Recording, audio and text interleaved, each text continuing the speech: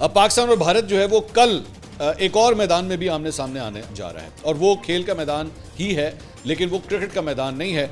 और वो बेसिकली है वर्ल्ड एथलेटिक्स चैंपियनशिप, जिसमें पाकिस्तान के अरशद नदीम और भारत के नीरज चोपड़ा जो हैं वो वहाँ पे मौजूद होंगे। दोनों ही कम्पीट कर रहे हैं, बल्कि as a matter of fact इसमें ग्रुप ए और ग्रुप बी बना हुआ है, और जो इस ग्रुप के अंदर अरशद नदीम है, नीरज चोपड़ा एक्चुअली दूसरे ग्रुप के अंदर है। लेकिन उस ग्रुप के अंदर जिसमें अरशद नदीम है, उसमें उनके अलावा 2 जेवलिन थ्रोअर्स जो हैं वो और भी हैं, 2 एथलीट्स और भी हैं।